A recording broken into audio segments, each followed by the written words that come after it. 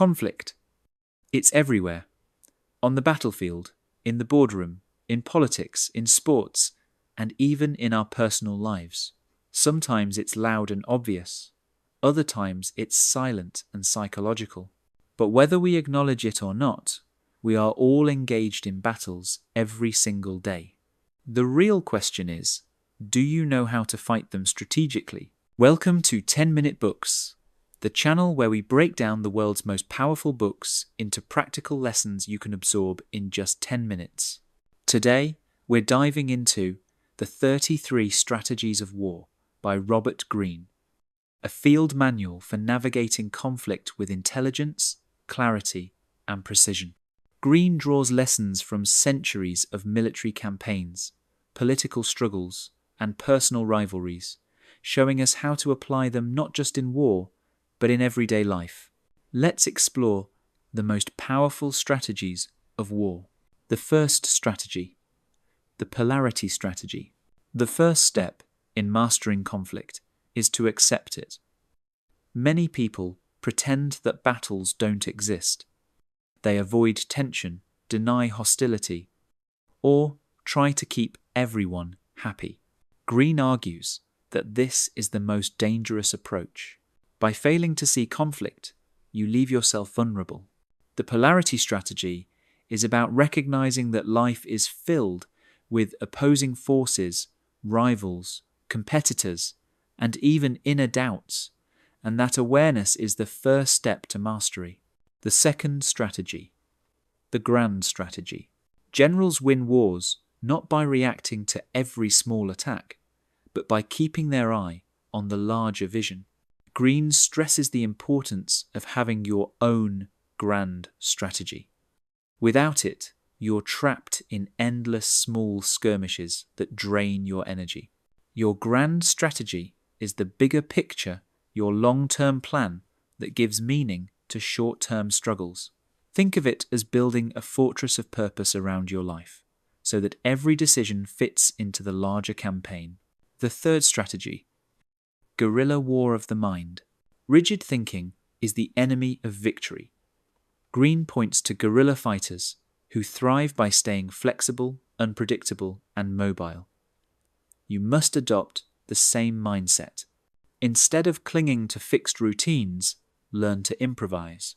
This doesn't mean chaos, it means agility. In business, for example, startups succeed by moving quickly and adapting, while larger companies often fail because they are too slow to respond. The fourth strategy, the death, ground strategy. History shows that soldiers trapped with no escape fight with unmatched ferocity.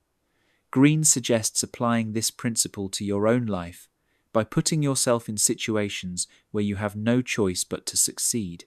By creating death ground scenarios, where failure is not an option, you unlock hidden reserves of energy and determination. It's about burning the boats, removing the safety net, and fighting as though your survival depends on it. The fifth strategy, divide and conquer. This classic tactic has been used by rulers for centuries. To weaken a powerful enemy, split them into smaller parts and turn them against each other. At the same time, you must guard against division within your own ranks. For leaders, this means fostering unity in your team while subtly exploiting rifts among competitors. The sixth strategy, psychological warfare. Greene reminds us that wars are won in the mind before they are won on the field. Projecting confidence, spreading uncertainty, and creating doubt in your opponent are weapons as powerful as any sword. Genghis Khan used psychological warfare brilliantly, spreading terror ahead of his armies so that many enemies surrendered before a battle even began. The seventh strategy, counterbalance. Never let emotion control your response. Greene emphasizes balance. When your opponent pushes hard, don't push blindly back. Instead, absorb their energy. Let them overextend and then counter. Think of martial artists who redirect force rather than meeting it head-on. The eighth strategy, the flanking strategy. Head-on attacks are costly. Instead, strike where the enemy least expects it. Hannibal, at the Battle of Cannae, flanked a much larger Roman army and achieved one of the most decisive victories in history. In everyday life, this may mean approaching problems from creative angles rather than fighting them directly. The ninth strategy, the center of gravity strategy. Every opponent has a weakness, a pressure point. Greene calls this the center of gravity. It might be a leader's ego, a company's key resource, or a rival's blind spot. Find it, focus your efforts on it, and you can bring down something much larger than yourself. The 10th strategy, the non-engagement strategy. Sometimes, the best victory is the battle you never fight. Greene stresses the importance of restraint. Engaging in every conflict only drains you. The wise strategist knows when to walk away, letting the opponent waste their energy on meaningless fights. The 11th strategy, morale. History proves that spirit often matters more than numbers. Armies with high morale have beaten larger, stronger forces. The same is true in daily life. A motivated team outperforms a bigger but unmotivated one. Maintaining morale your own and that of those around you is a hidden weapon of victory. The 12th strategy, blitzkrieg. Speed and surprise can overwhelm even powerful enemies. Blitzkrieg lightning war relies on shock, momentum, and rapid action. In business, this might mean launching a bold new product quickly before competitors even realize what's happening. The 13th strategy, chain reaction. A single bold move can set off a domino effect. Think of how small sparks can ignite massive fires. Greene suggests looking for actions that not only succeed on their own, but also create momentum for further victories. The 14th strategy, unpredictability. Predictable behavior is easy to counter. Greene advises cultivating unpredictability. Keep your rivals off balance by never letting them know what you'll do next. This forces them into mistakes and gives you the upper hand. The 15th strategy, self-directed war. The final and most important battlefield is within. Greene insists that if you cannot master your emotions, fear, anger, doubt, you cannot master conflict. The disciplined strategist first conquers the self before conquering the opponent. Greene also describes subtler strategies, such as the false flag strategy, where you disguise your true intentions, and the strategic withdrawal, where retreat is not weakness, but a way to conserve energy for a future victory.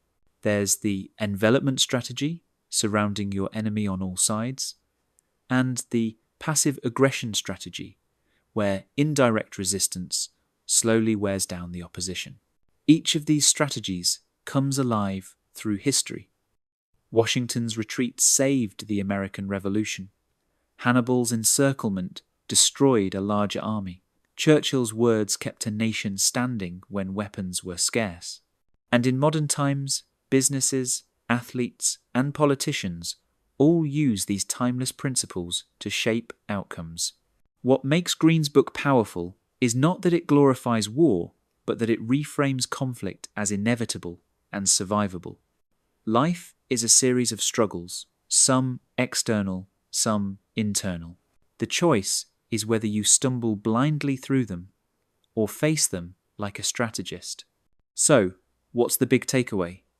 The 33 Strategies of War teaches that conflict cannot be avoided, but with strategy you can transform it. Victory doesn't belong to the strongest or the loudest.